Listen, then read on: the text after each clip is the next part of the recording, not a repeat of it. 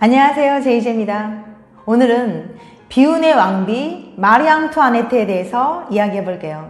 그럼 바로 시작할게요.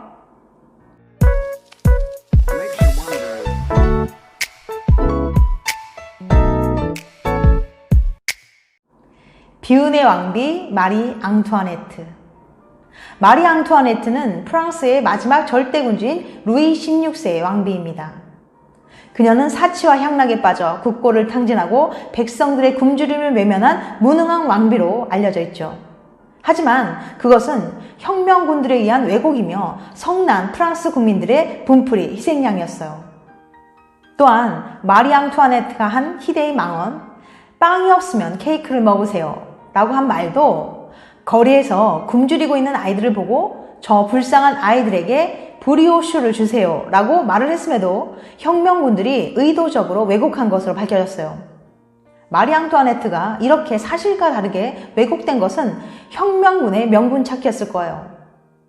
오스트리아와 프랑스는 오랜 기간 전쟁을 해온 견원지간이었거든요. 프랑스 국민들은 이 전쟁으로 인해 가족을 잃어 오스트리아에 대한 적대감이 되게 강했어요. 그런 오스트리아의 공주가 프랑스의 왕비가 되었으니 마리 앙투아네트에 대한 시선이 곱지 않은 건 당연하죠.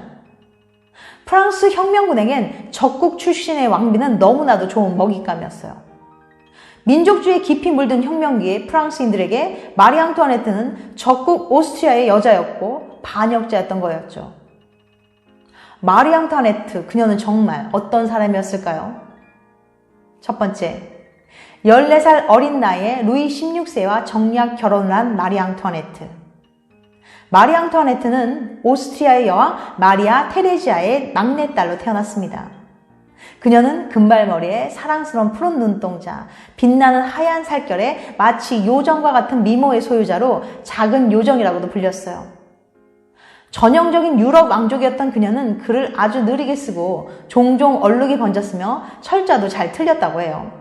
한 가지 일에 집중을 잘하지 못한 산만했던 그녀였지만 예쁘고 상냥하고 친절했으며 긍정적이었다고 해요.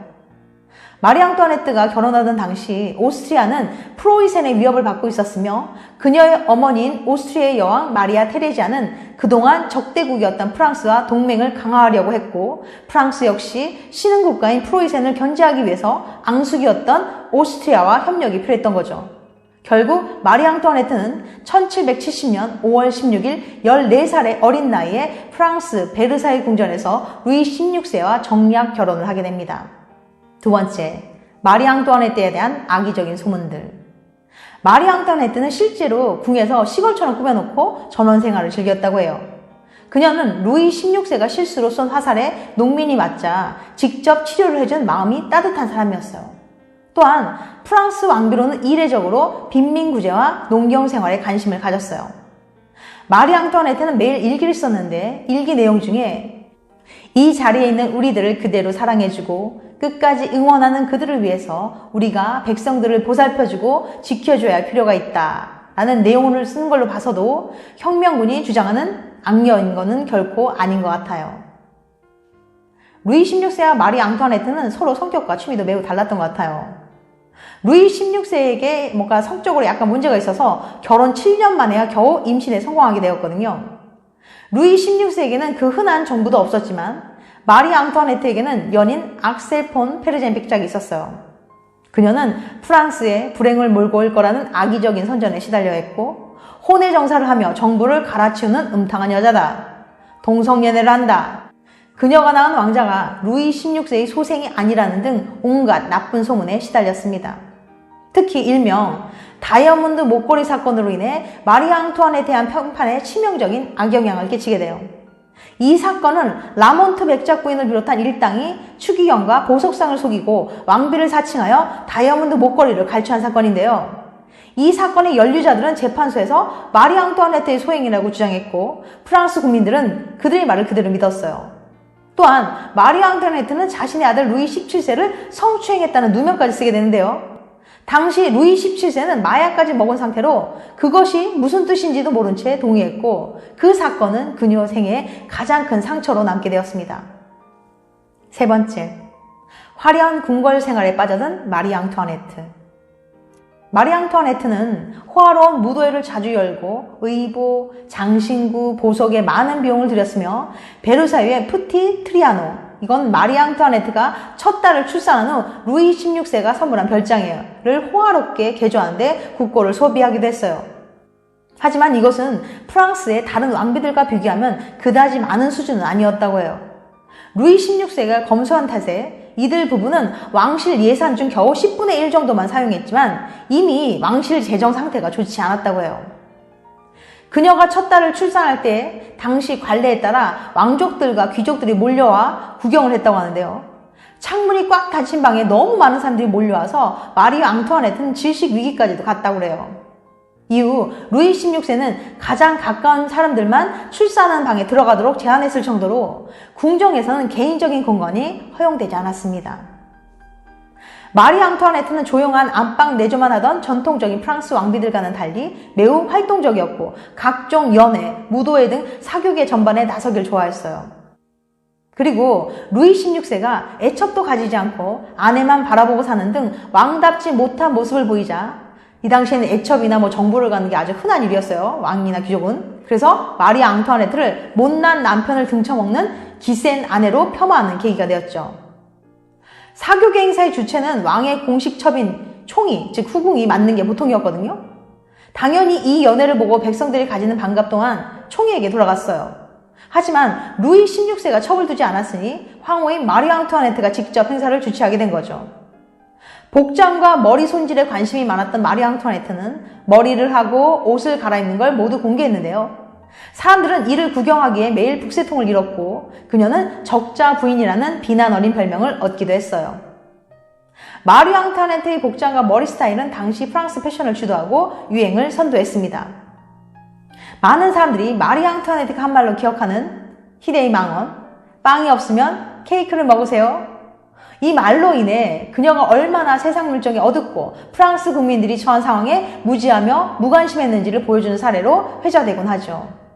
실제로 근데 이 말은 루이 14세의 아내였던 스페인 왕가 출신 마리 테레즈 왕비의 말이라는 설이 유력합니다. 마리 테레즈가 빵이 없다면 파이에 딱딱한 껍질을 먹게 하라 라고 말했다는 거예요.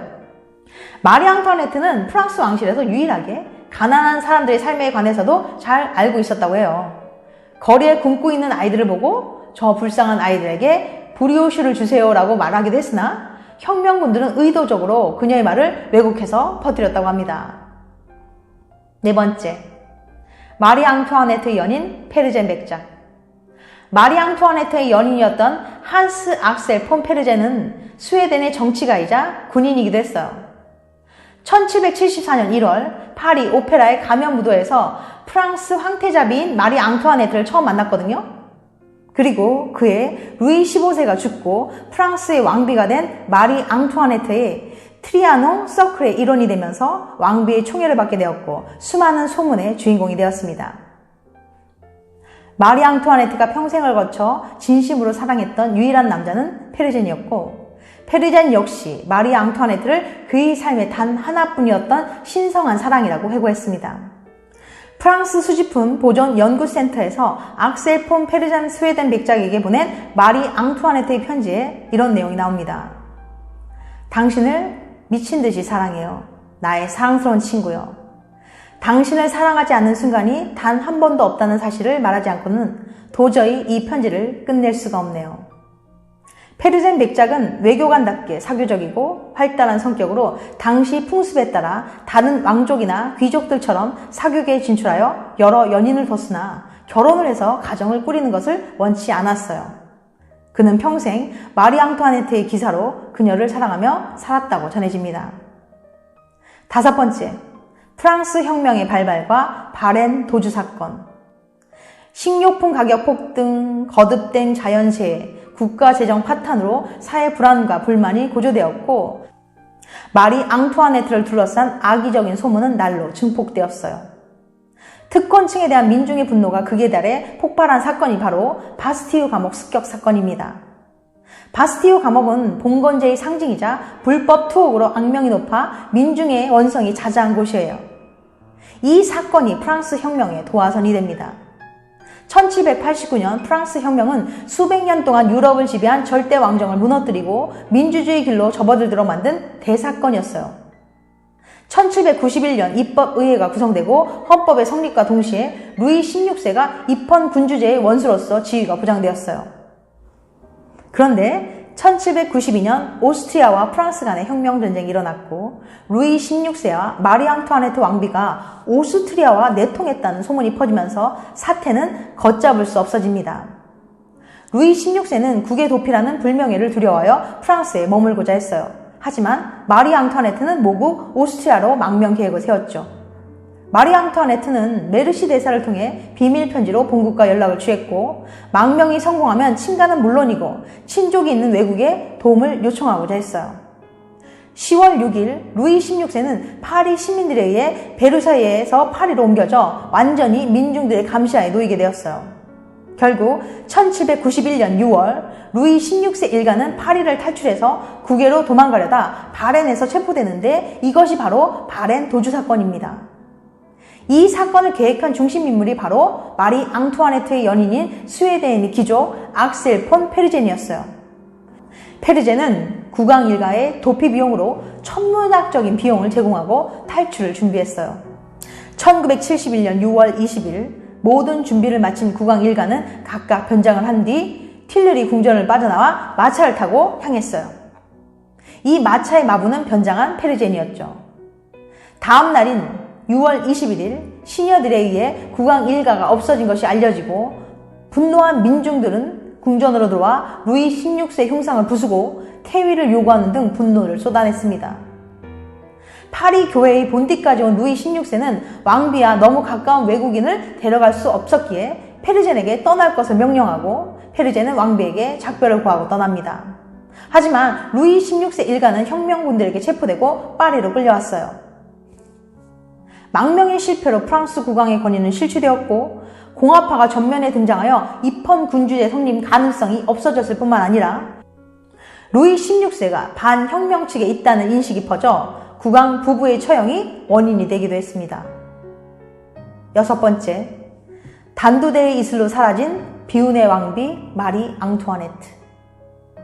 혁명군들에게 붙잡힌 루이 16세는 가족과 함께 파리의 오래된 요새인 탕플탑에 유폐되었습니다. 감옥에서 심한 스트레스를 받던 마리 앙투아네트는 순식간에 머리카락이 새하얗게 변해버리게 되었는데요. 이것을 두고 마리 앙투아네트 증후군으로 불리게 되었습니다. 1793년 1월 21일 루이 16세는 사형 판결을 받고 단두대에서 처형되었어요. 루이 16세가 처형된 이후 마리 앙투아네트는 상복을 입고 그의 죽음을 애도했습니다. 마리 앙투아네트는 1793년 8월 2일 콩쉐르주리 감옥으로 이송될 때까지 탕플탑에 머물렀고 1793년 10월 15일 사형 판결을 받았습니다. 반혁명 혐의로 3일 내내 신문을 받았으나 마리 앙투아네트는 의연하고 담대한 모습을 보였다고 해요. 혁명 직전 마리 앙투아네트의 편집글에서 불행 속에서 겨우 인간은 자기가 누구인가를 알 수 있습니다 라는 문구를 남겼습니다. 루이 16세와 마찬가지로 콩세르주리 감옥에서 나올 때 참수 당일 마리 앙투아네트는 거름통을 싣는 짐수리에 실려 처형장으로 끌려갔어요. 1793년 10월 16일 마리 앙투아네트는 콩코드 광장에서 남편의 뒤를 따라 단두대의 이슬로 삶을 마감하게 됩니다. 1793년 1월 21일 브뤼셀에서 마리 앙투아네트의 처형 소식을 들은 페르젠은 누이에게 보낸 편지에서 자신의 참담한 심정을 이렇게 남겼습니다. 내가 살아가는 이유였으며 단 한순간도 사랑하지 않은 순간이 없었고 내 모든 것을 바쳤고 가슴 깊이 사랑하였으며 수천 번이라도 내 목숨과 바꿀 수 있었던 연인이 이제는 없습니다. 이제 나는 어떻게 살아가야 할지 모르겠어요. 사랑하는 누이여, 지금의 나는 그저 그녀의 곁에서 죽고 싶은 심정일 뿐입니다. 오로지 그녀를 위하여. 정말 사랑했던 것 같아요. 7번째, 다양한 미디어로 회자되는 마리 앙투아네트. 마리 앙투아네트는 사실 기울어져가는 프랑스에 시집온 적국의 공주라는 이유로 악녀로 매도되어 비극적인 삶을 마감하고 말았습니다. 마리 앙투아네트의 이야기는 영화나 만화, 소설, 뮤지컬 등 다양한 장르에서 극적인 이야기 소재로 자주 등장합니다. 2006년 소피아 코폴라 감독의 영화 마리 앙투아네트가 개봉했었고 2019년에 국내에서 뮤지컬 마리 앙투아네트가 공연되기도 했어요. 그리고 제가 학창시절에 정말 푹 빠져서 봤던 일본 만화 베르사유 장미, 이케다 리오코 작품인데요. 이 베르사유 장미에도 마리 앙투아네트의 이야기가 등장해요. 이 만화의 주인공 남장 여자인 오스칼 프랑스와 드 자르제는 마리 앙투아네트의 호의를 맡은 근위 대장으로 나왔죠. 지금까지 프랑스의 비운의 왕비 마리 앙투아네트에 대해서 말씀드렸어요. 끝까지 시청해주셔서 감사합니다. 다음에 또 봬요. 안녕.